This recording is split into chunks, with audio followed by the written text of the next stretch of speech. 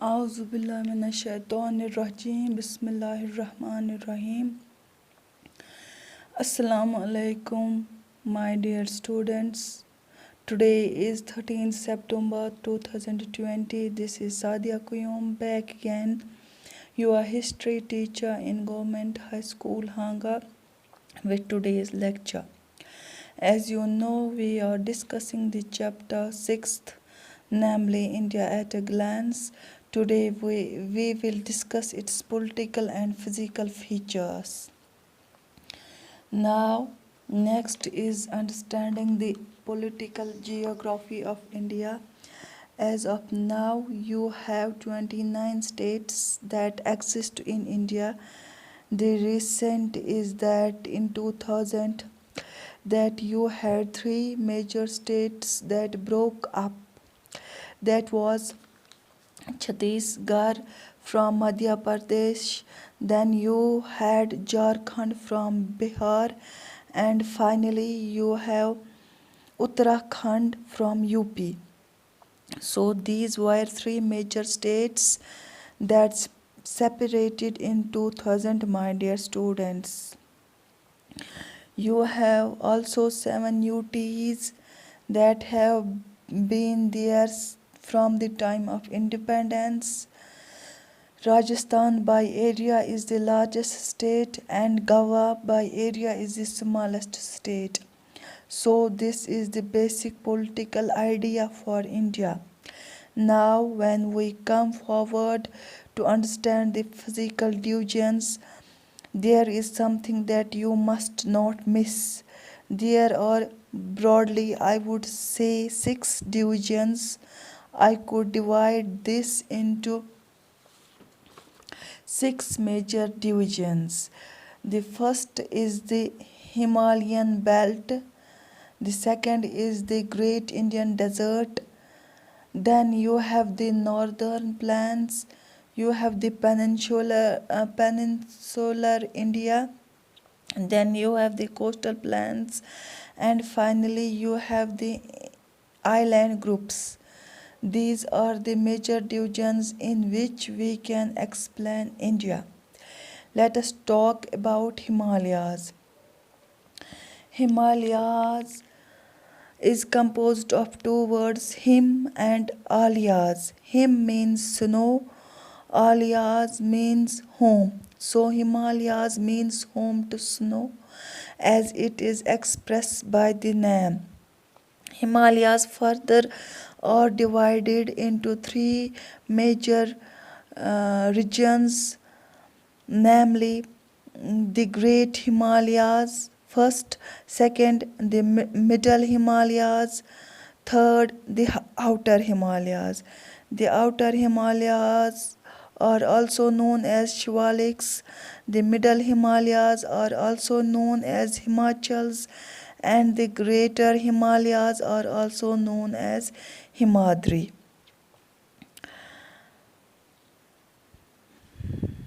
When we come to the desert areas, it is mainly the Thar Desert on the western regions of Rajasthan, mainly the Jaisalmer, Jodhpur, etc. Air is dry with a kind of hot and dry weather conditions in this area. Then you have northern plains. The northern plains include 3 major rivers, that is Indus, Ganga and Brahmaputra, and the tributaries of these 3 major rivers. This is considered as one of the most fertile belts of India, my dear students. Coming on to the next region, that is the peninsular region. As you can see its shape,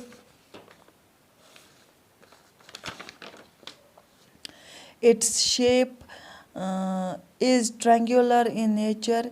In shape, it is also volcanic in nature, made up of volcanic extracts. This region is rich in minerals, mainly coal and iron production.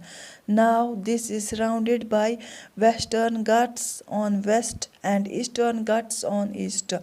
Now, Western Ghats are Sahdiris or a continuous extension. However, Eastern Ghats are broken and you have numerous gaps that exist in the Eastern Ghat area. On the northern edge of the northwestern edge of peninsular region, you have the Aravallis that exist, which are old relax mountains.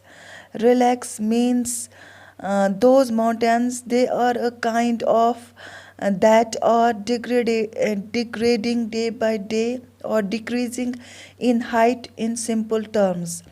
The next is the coastal plains.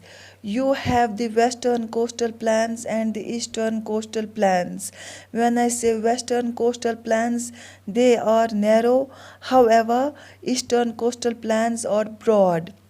The western coastal plains have two major rivers, namely Narmada and Tapi, and they directly move into the ocean. As a result, they drop into as estuaries.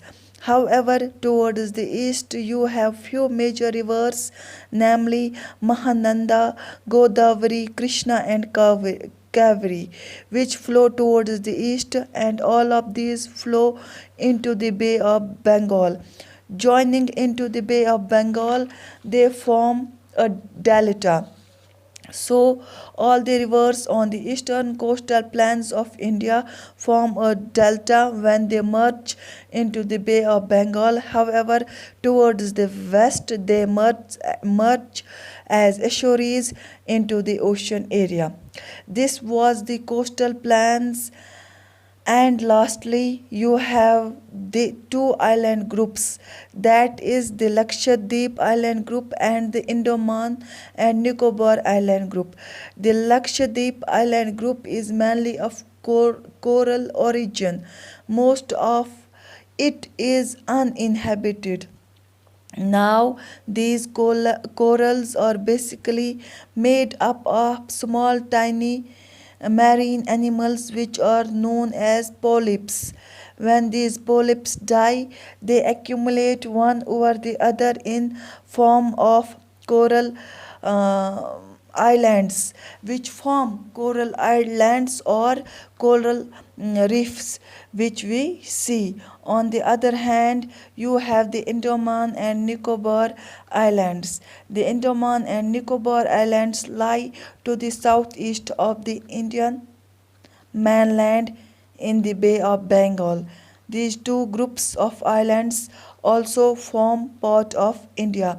With this, we complete today's lecture. Tomorrow, inshallah, we will discuss textual questions of the chapter. Till then, stay blessed. Assalamu alaikum warahmatullahi wabarakatuh.